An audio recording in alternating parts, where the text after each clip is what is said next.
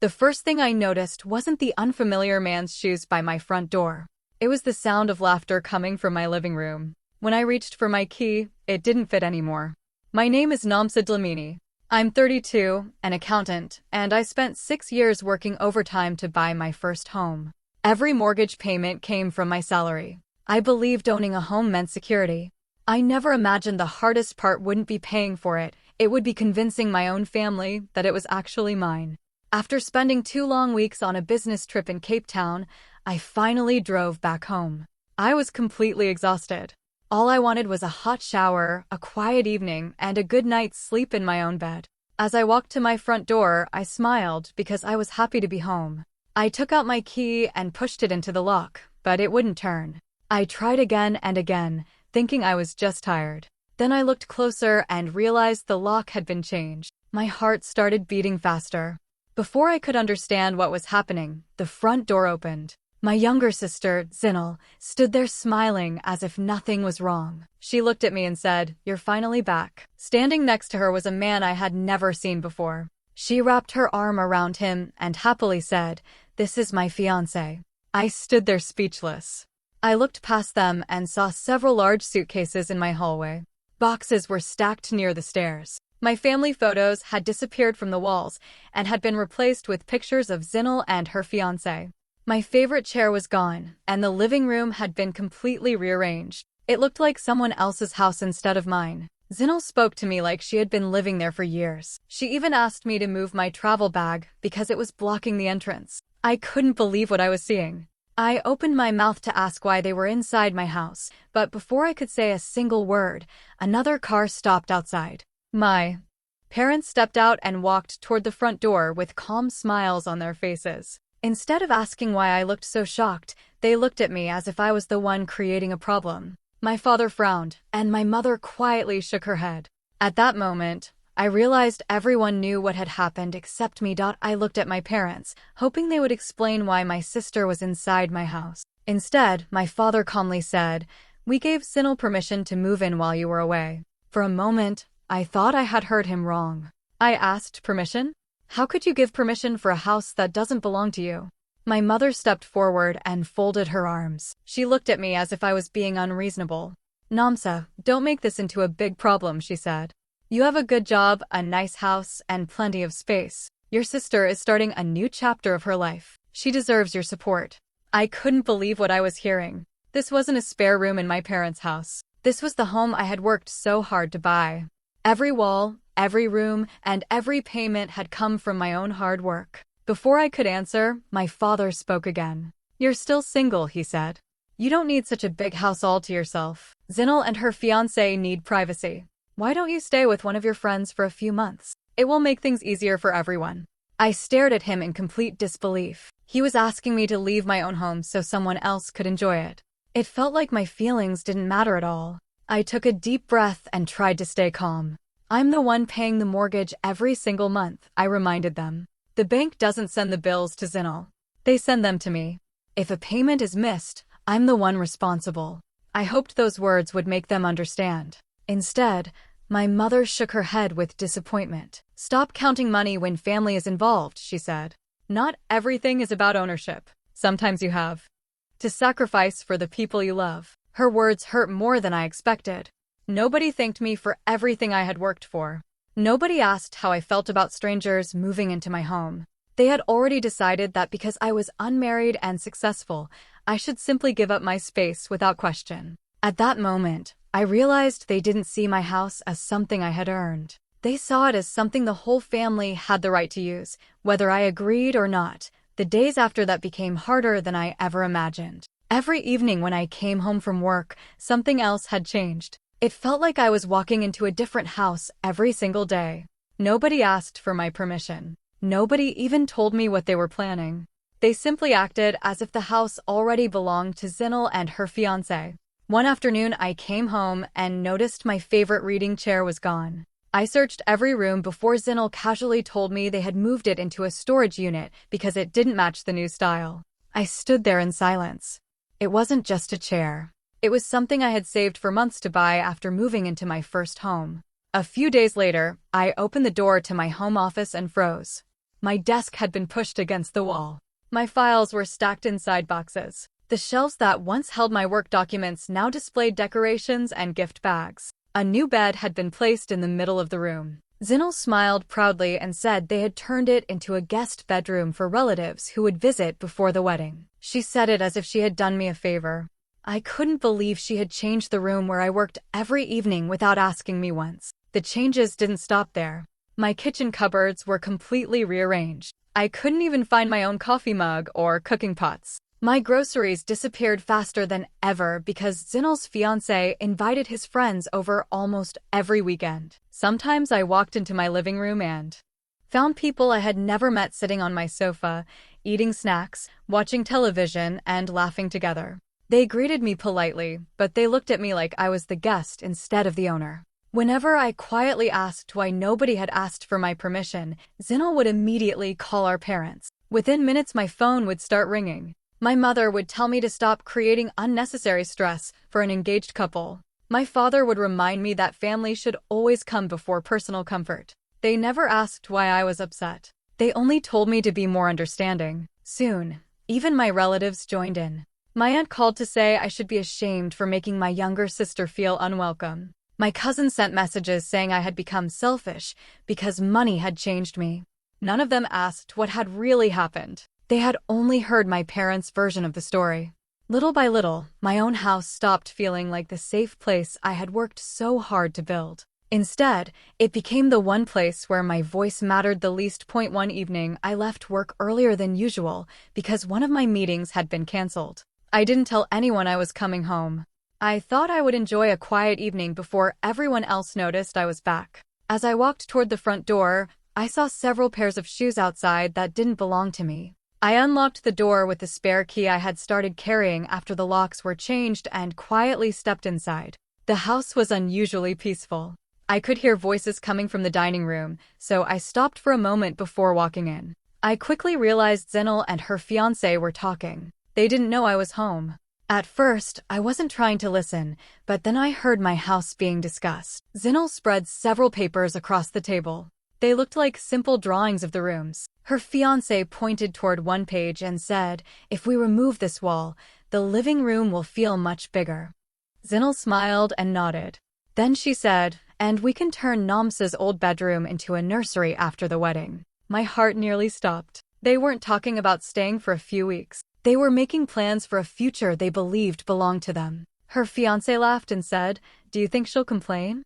Zinnel shrugged without any concern. "She always gives in eventually," she replied. "She hates arguments. Give her a little more time, and she'll move out on her own. She won't fight us." They both laughed as if it were the easiest thing in the world. I stood there completely frozen. Until that moment, a small part of me still believed everything was a misunderstanding. I thought maybe my parents had promised them something without thinking, or maybe Zinnel expected to leave after the wedding. But now I knew the truth. They were not treating my house like a temporary place to stay. In their minds, it was already becoming their home. I quietly stepped back before they could see me. My hands were shaking, but I didn't walk into the room or start another argument. There was no point. They had already decided how my future would end without asking me once. As I stood outside my own dining room, I finally understood something painful. This was never about helping family. They truly believed I would disappear from the life I had spent years building, and they expected me to accept it without a fight. The morning after overhearing that conversation, I went to work with a heavy heart. I tried to focus on my job, but my mind kept returning to everything Zinnel and her fiancé had said. Around lunchtime, my phone vibrated with a message from my bank. At first, I thought it was just a normal account notification. I opened it without much attention, but the words on the screen made my stomach drop. It said that my latest mortgage payment had not gone through because there was not enough money in the account. I read the message 3 times, hoping I had misunderstood it. That had never happened before. Since the day I bought my house, I had never missed a single payment. I immediately logged into my banking app and checked the account. The balance was almost empty.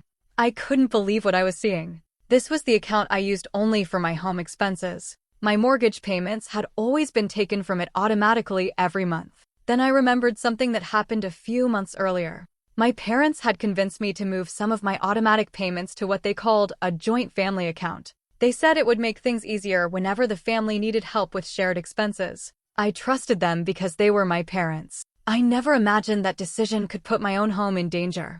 I quickly called the bank to ask what had happened. The bank officer explained that because there wasn't enough money in the account on the payment date, the mortgage payment had failed. She also warned me that if future payments were missed, the bank could begin taking serious action. My perfect payment record could be damaged, and if the problem continued, my home could even be at risk. I sat quietly at my desk after ending the call.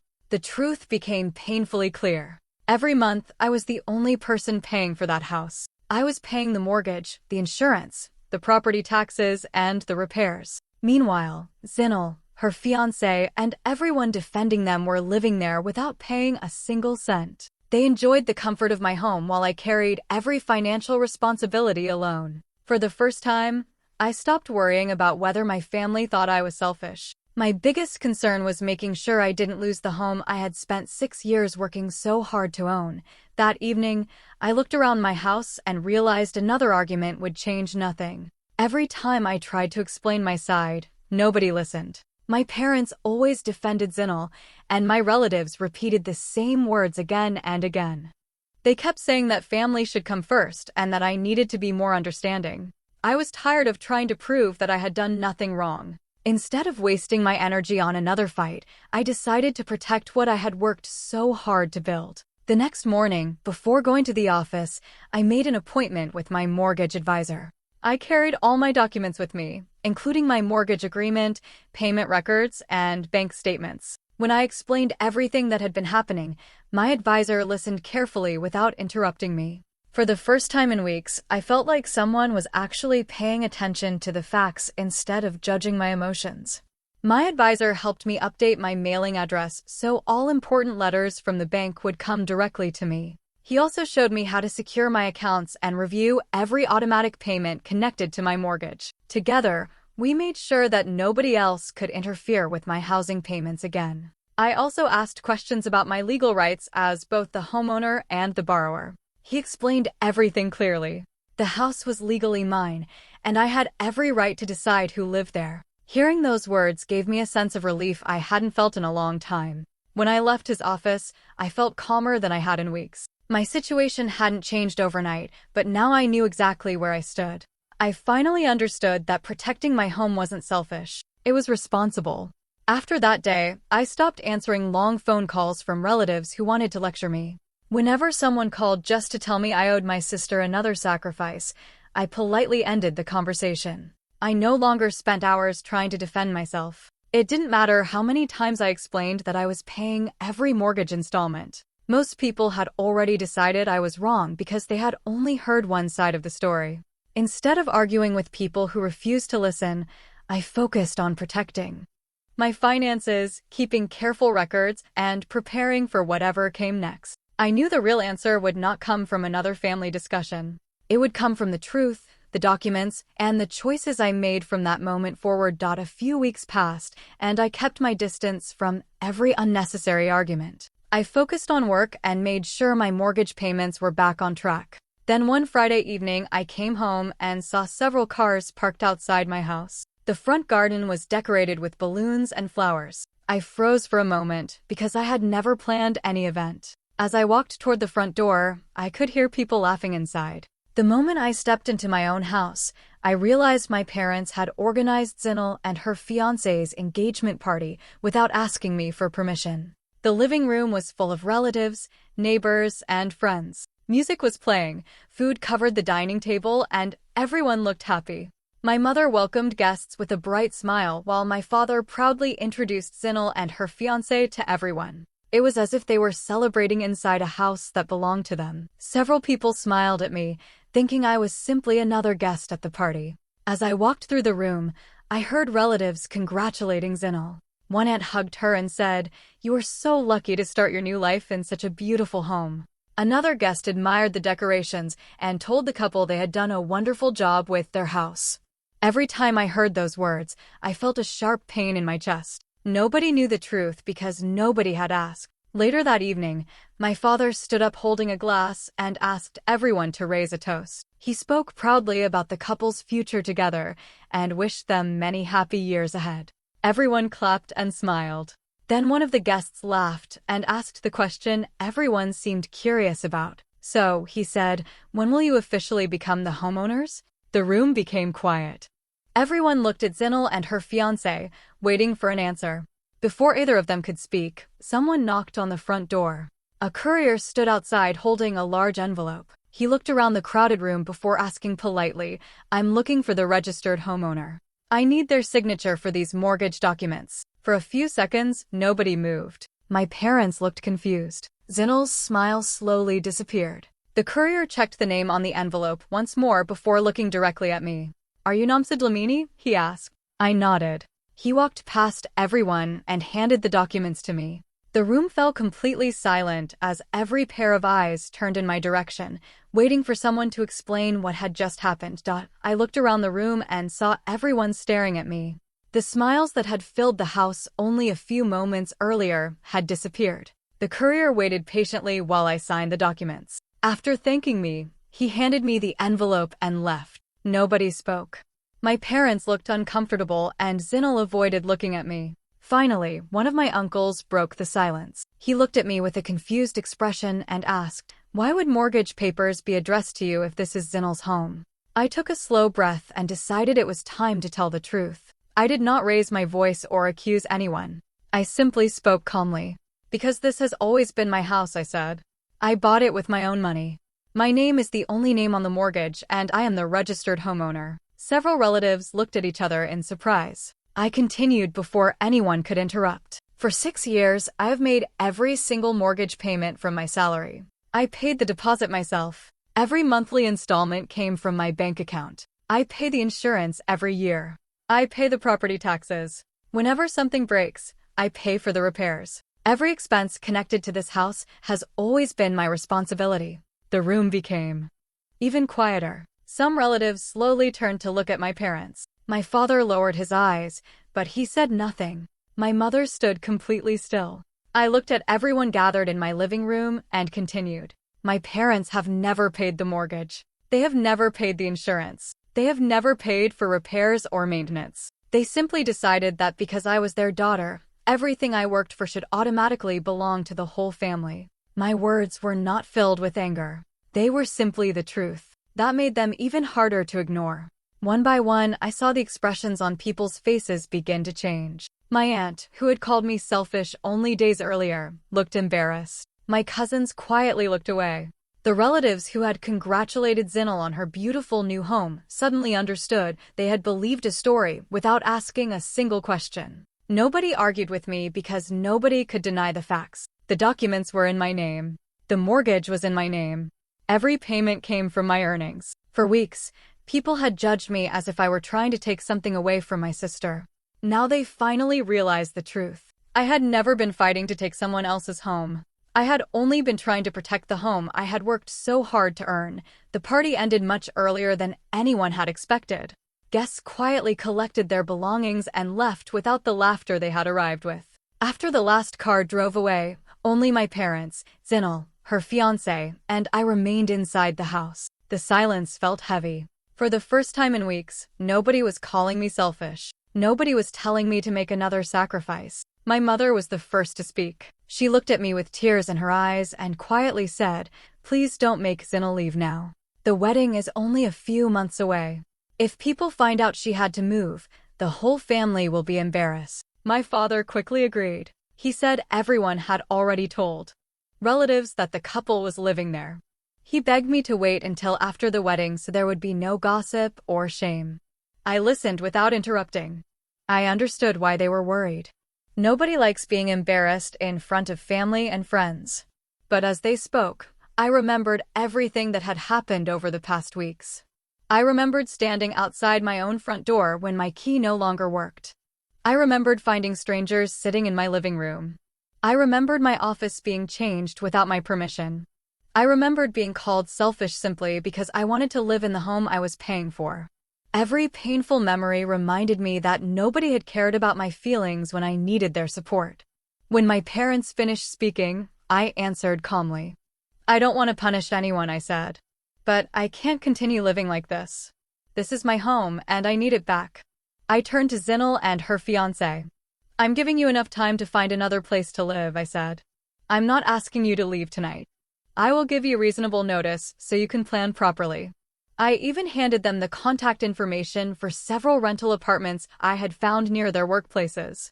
I wanted them to have a fair chance to start their life together, just not inside my home. Nobody argued with me this time. They knew I was being reasonable. As I looked around my house, I realized something important. For years, I had confused kindness with giving in. I thought loving my family meant always saying yes, even when it hurt me. But real kindness should never require someone to lose their peace, their security, or their future. I wasn't choosing money over my family. I was choosing self-respect over guilt, and for the first time in a long while, that decision felt completely right. A month later, I came home after work carrying nothing more than a few grocery bags. As I unlocked my front door, I paused for a second. This time, my key turned smoothly in the lock. No one else opened the door before I could. No unfamiliar voices welcomed me. No strangers filled the living room. I stepped inside and quietly closed the door behind me. For the first time in months, the house was peaceful again. The silence no longer felt lonely. It felt comforting. It reminded me why I had worked so hard to buy this home in the first place. I slowly walked through each room. The family photos that meant so much to me were back on the walls. My favorite reading chair had been returned from storage and placed beside the window where it had always been. The kitchen cupboards were arranged the way I liked them, and I could finally find everything without searching through someone else's changes. Then I opened the door to my office. My desk was back in its proper place. My books, files, and computer were exactly where I had left them before leaving for my business trip. I smiled because the room finally felt like mine again. As I unpacked my groceries, I thought about everything that had happened. I had lost many arguments. I had lost the support of relatives who believed stories without asking me for the truth. Even my relationship with my parents had changed. That pain was real, and I couldn't pretend it didn't hurt. But another thought became even clearer. If I had stayed silent and allowed everyone to take over my home, I would have lost something much more important than their approval. I would have lost my self-respect. That experience changed the way I looked at family, kindness, and boundaries. Helping the people you love is a beautiful thing, but real love should never require you to give away your peace or ignore your own rights. Kindness is something we choose to give freely. It should never become something others expect or demand simply because they are family. As I sat down with a simple meal in my quiet dining room, I realized I hadn't just taken back my house. I had taken back my confidence, my voice, and my future. My home,